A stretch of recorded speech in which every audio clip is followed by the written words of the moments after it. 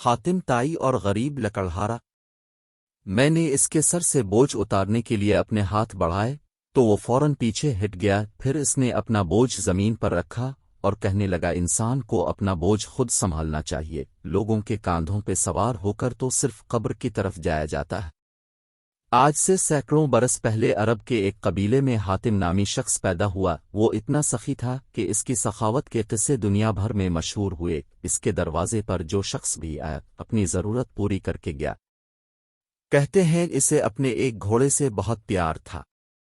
گھوڑا بھی اپنے مالک کا وفادار تھا۔ ایک روز آدھی رات کے قریب اس کے گھر میں چند مہمان آ گئے۔ اتفاق کی بات کہ اس وقت حاتم کے پاس اپنے مہمانوں کی دعوت کے لیے کچھ نہیں تھا، اور رات کے وقت اس کا انتظام بھی بہت مشکل تھا۔ حاتم تائی نے اپنا پسندیدہ گھوڑا ذبح کر کے مہمانوں کی دعوت کر ڈالی اور مہمان نوازی کی لاج رکھ لی۔ ایک مرتبہ اس نے عرب کے سرداروں کی دعوت کی۔ اس روز 40 اونٹ ذبح کیے گئے۔ دعوت ختم ہوئی، سردار آپس میں آدیر الفادیر کی باتیں کرنے لگے۔ گفتگو حاتم تائی کی سخاوت کے متعلق ہونے لگی۔ ایک سردار نے کہا، حاتم جیسا فراغ دل آج تک پیدا نہیں ہوا اور نہ ہوگا، تو نہ یہ سوال حاتم سے کیا جائے۔ ایک سردار نے کہا، چنانچہ حاتم سے پوچھا گیا کہ اس نے اپنے اب سے زیادہ سختی اور عظیم انسان دیکھا سنا ہے؟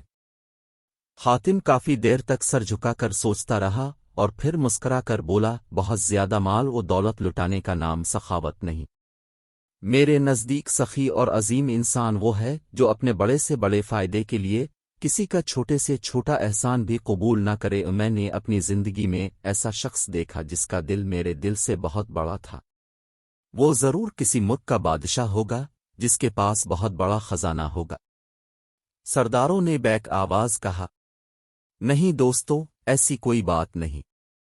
حاتم تائی نے جواب دیا، وہ تو ایک لکڑہارا تھا۔ تمام سرداروں نے حیرت سے ایک میزبان کو دیکھا تو حاتم نے کہا کہ ایک روز میں نے سارے شہر کی دعوت کی، مہمانوں کو کھلانے پلانے کے بعد میں جنگل کی طرف نکل گیا۔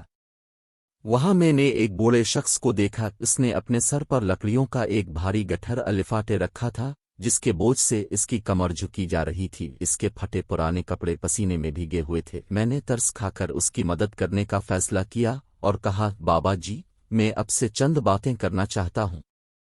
یہ کہہ کر میں نے اس کے سر سے بوجھ اتارنے کے لیے اپنے ہاتھ بڑھائے تو وہ فوراً پیچھے ہٹ گیا، پھر اس نے اپنا بوجھ زمین پر رکھا اور کہنے لگا، انسان کو اپنا بوجھ خود سنبھالنا چاہیے، لوگوں کے کاندھوں پہ سوار ہو کر تو صرف قبر کی طرف جایا جاتا ہے۔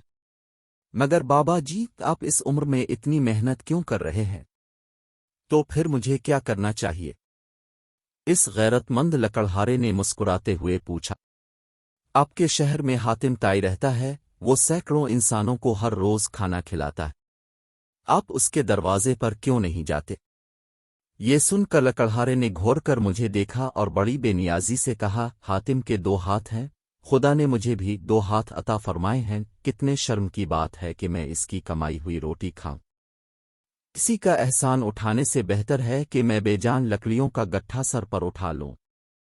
سب سردار حیران ہو کر حاتم کو دیکھنے لگے تو حاتم نے کہا، وہ غریب انسان مجھ سے بڑے دل کا مالک تھا۔